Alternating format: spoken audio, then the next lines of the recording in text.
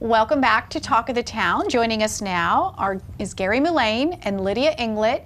Gary is a local photographer and arborist, and Lydia is a publisher for Starbooks. And today we're going to talk about this wonderful new publication, Still Standing, A Look into Southern Trees. Welcome, and thank you for bringing this beautiful piece. We're going to talk all about it today. So Gary, good to have you. Thank you. I understand you've got quite a history of photography and arborists in so many ways, but let's talk about your book today, coming out very soon.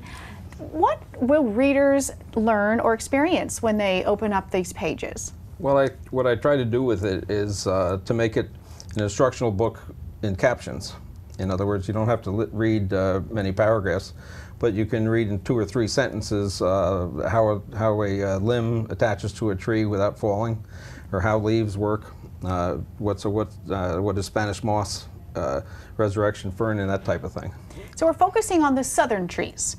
Yes. Besides the moss tree, oak trees, are there any other trees featured in your book? Oh yeah, there's eastern red cedar in there, pine trees obviously, and there are pine trees also, which are the dominant trees on Hilton Head. Yes, and a number of our historical trees throughout the South, because Gary has helped to save those, and then it also features like the angel oak in Charleston in all its glory. It's just gorgeous. And I think that, you know, in doing the book with Gary, one of the fun things that we learned in the staff is how, you know, a tree limb is held up, and when you realize that, you think, oh my goodness, you'll never look at trees the same way. They're so beautiful. You know, we're really fond of our trees anyhow in the South.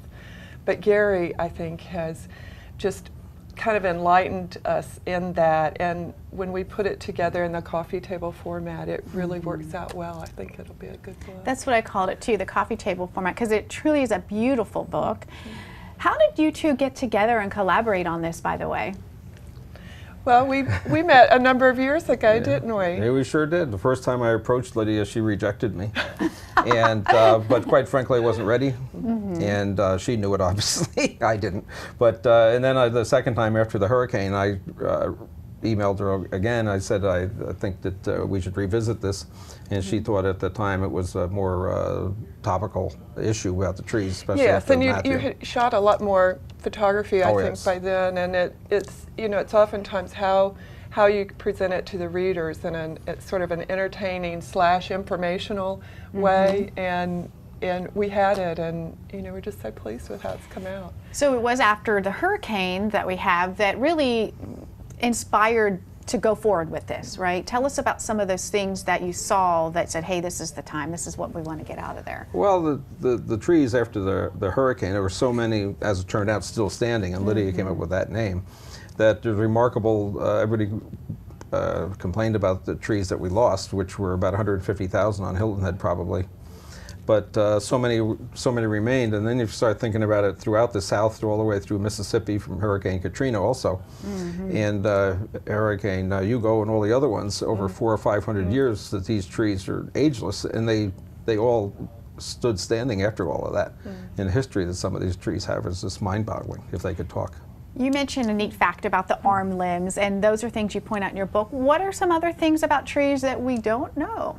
Well, how I explain, again in very short order, in 3 or 4 sentences, how a leaf works. For instance, the leaves take in carbon dioxide in simple form, and they give out oxygen for us. An acre of trees cleans the air for 5 people, for instance.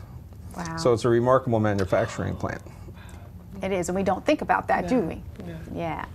Well, the book is coming out soon. Obviously, we have some here. Share with us where it will be on display. Where can we get it? How do people get into it?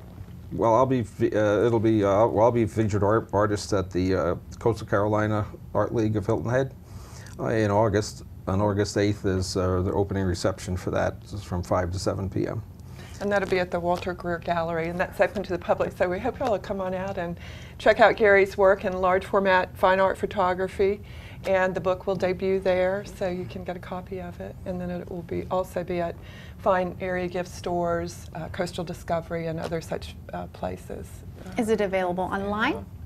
Yes, you can get it at Starbooks.biz. Okay. And it makes a great gift to send, and it's really very pretty. A lot of people, they like to take the jacket off, so it's got a very nice light look to it that fits in with a lot of the decor in people's homes.